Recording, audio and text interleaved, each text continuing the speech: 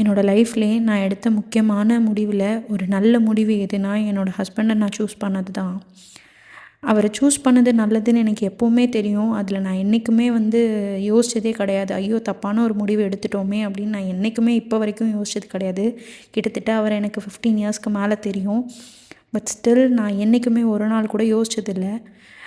அப்படி இருக்கிறப்ப husband and ஒய்ஃப்குள்ளே வராத சண்டையா? எவ்வளோ சண்டை, எவ்வளோ சச்சரவு எப்போவுமே வரும், வந்துட்டே தான் இருக்கும். அது யாராலையுமே நிறுத்த முடியாது இல்லையா?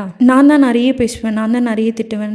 அதிகமாக கோவப்பட்டு பேசுகிறது என்னோடய சைடில் இருந்தால் தான் இருக்கும். அவர் எதுவுமே பேச மாட்டார். ஒரு சில டைமில் நான் பேசினா கூட சரி அப்படின்னு சொல்லி என்னை கன்சோல் பண்ண தான் பார்ப்பாரே தவிர்த்து, நான் தான் அந்த பிரச்சனைகளை இழுத்து இழுத்து இழுத்து இழுத்து பெருசாக்கிறேன். எப்போவுமே எனக்கு சப்போர்ட் பண்ணி தான் எல்லார்கிட்டையுமே பேசுவாங்க. என்னை எங்கேயுமே விட்டு கொடுத்தது கிடையாது. நானும் அவங்கள எங்கேயுமே விட்டு கொடுக்கவும் மாட்டேன். இப்போ வரைக்கும் நான் எங்கேயும் விட்டு கொடுத்ததும் கிடையாது அவங்கள.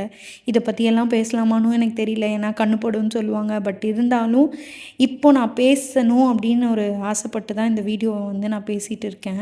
ஒரு 2 டேஸ் பேக் என்னோடய கையில் அடிபட்டுருச்சு. ரொம்ப துடிச்சிட்டாரு. அண்ட் இன்னொரு விஷயம் என்ன இங்கே பதிவு பண்ணணும்னு நினைக்கிறேன்னா, என்னோடய ஹஸ்பண்ட் வீட்டில் என் ஹஸ்பண்டை எந்த வேலையுமே செய்ய விட மாட்டாங்க. அவங்க அப்பா அம்மா 2 பேருமே எந்த வேலையுமே செய்ய விட மாட்டாங்க. இன்ஃபேக்ட் அவரை குரல் ஒசத்தி கூட அங்கே பேசினது கிடையாது. சண்டை போடுறதெல்லாம் நானாக தான் இருப்பேன். நானாக ஏதாவது சொன்னால் கூட எங்கள் மாமியார் என்ன சொல்லிடுவாங்க அப்படின்னா, இல்லைம்மா குழந்தைக்கு தெரியாது, இன்னுமே அவங்க வீட்டில் அவர் ஒரு குழந்தை மாதிரி தான் அவர் நடத்திட்டுருக்காங்க. ஒரு வேலை கூட அவருக்கு செய்ய தெரியாது, அவர் செய்யவும் மாட்டார், செஞ்சதும் கிடையாது.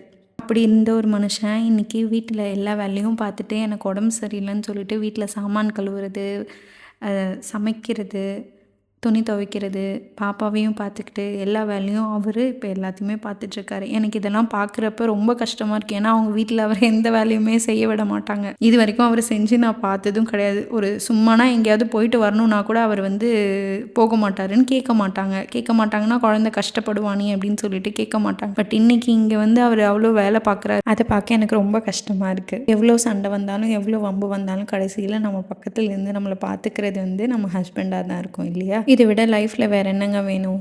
எவ்வளோ தேங்க்யூ சொன்னாலும் பத்தாது. அவருக்கு நான் என்றைக்குமே தேங்க்யூ சொல்லிக்கிட்டே இருக்கணும். இப்போ இந்த 2 டேஸாக இவ்வளோ ஒர்க் பண்ணி இவ்வளோ கேர் பண்ணி பார்த்துக்கிறாங்க அப்படின்றப்ப ஃபஸ்ட்டுலாமே உடம்பு சரியில்லாமல் போகும், பார்த்துப்பாங்க. பட் ஸ்டில் அங்கே நிறைய பேர் இருப்பாங்க. இப்போ இங்கே இவர் மட்டும் இருந்து பார்த்துக்கிறது அது ஒரு தனியாக ஒரு ஹாப்பியாக இருக்குது. தேங்க்யூ ஸோ மச் நேத்ராப்பா ஃபார் யோர் லவ்.